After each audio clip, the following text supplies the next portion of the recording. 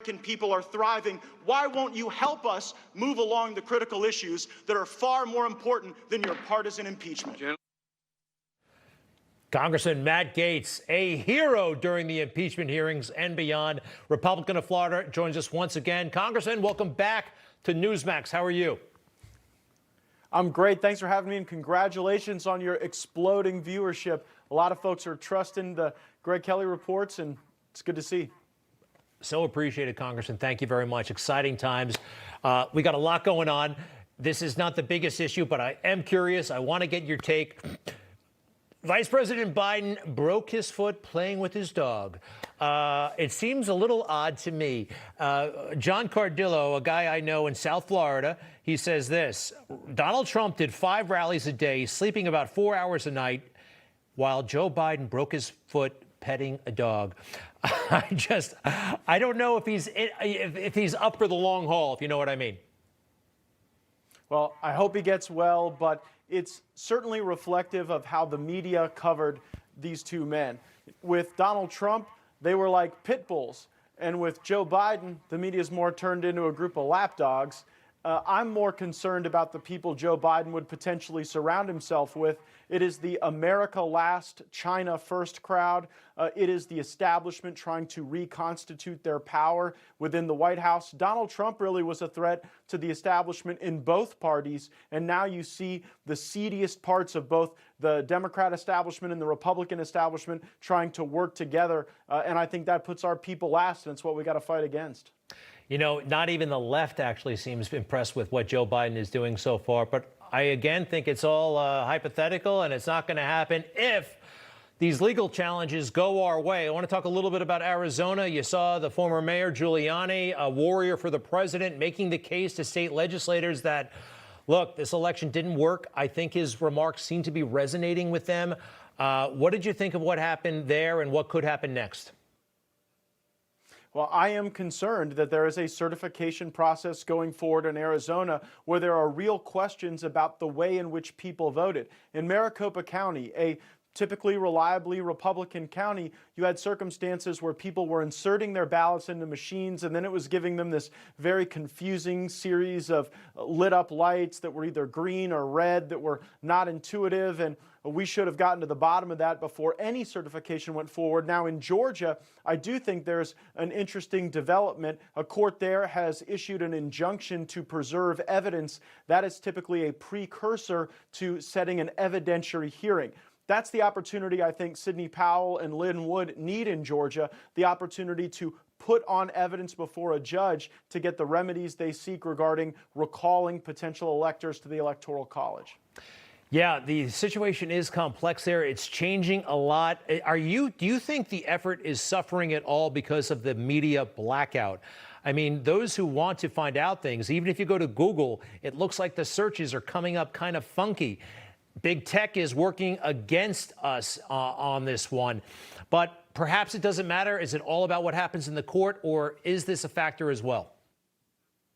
Well, I think there is a political process. I think there is a legal process. You mentioned Google. It was under my questioning that Alphabet CEO Sundar Pichai had to admit that following the 2016 election, his senior leadership team met in his office and they were all distraught that Donald Trump had won, and they all felt like they needed to do more to ensure that that did not happen in 2020.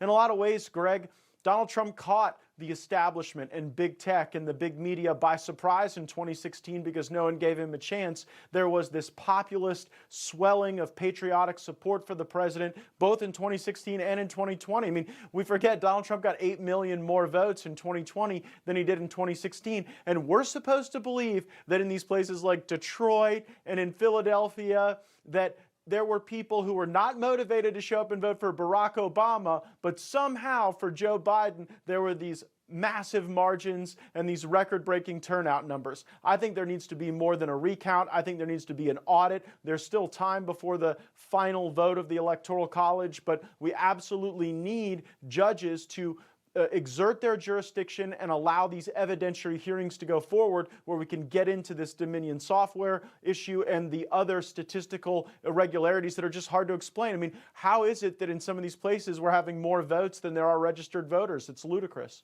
So you're an attorney, I'm not an attorney, but explain to folks that despite what they're hearing in the fake news about how this is anti-democratic and this is essentially a coup that's being waged, there's nothing outside the law that's happening. There's nothing outside the Constitution. They have all kinds of provisions.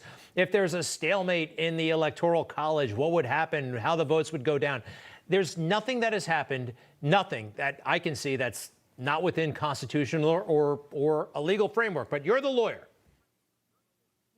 Well, of course, it is the Constitution that sets up the framework for the Electoral College to convene and to cast ballots, and the states have a role here. State legislators are not powerless if judges refuse to act. They can launch the investigations, get to the bottom of the information, and I'm glad in some places like Pennsylvania and Arizona, they at least engaged in that process. But I'm still fighting for the 2020 election. I still believe that President Trump got an overwhelming majority of the votes of the people who actually showed up and voted in person. And I think it's not a coincidence that the farther you get away from a human being showing up in person to vote, the higher Joe Biden's margins got. It was always the votes that were in the mail or that came in the last day or the last final few days that seemed to give Joe Biden margins that would make Vladimir Putin and Bashar al-Assad blush. Congressman Matt Gaetz, what's the greatest perk? A perk to being a congressman that we don't know about. Something cool that goes with the job. You used to get parking spots at the airport. They got rid of those a long time ago, way before you got to Congress. I don't know. They got any. What is something the best perk? Unquestionably, is that we get to nominate the most patriotic Americans for military academy service. Anytime I get down on the country or think our best days are behind us, I pull out the applications of these patriots, junior, senior year in high school. All they want to do is go fight for America, and I am so proud of them, and to play any role in their patriotism is one of the greatest honors of my life. That is a very cool thing. Yes, you got to get nominated by your congressman or senator to go to one of the service academies, and that's a big deal. And it's great that you take pride in that. Congressman Matt Gaetz, we appreciate it so much. All the best. Thank you, Greg. Okay. You just watched Newsmax TV, America's fastest growing cable news channel, now in more than 70 million homes. You can get Newsmax TV on your cable system or check your cable guide. And if your system doesn't carry Newsmax, call them, tell them you want Newsmax TV, because we're real news for real people.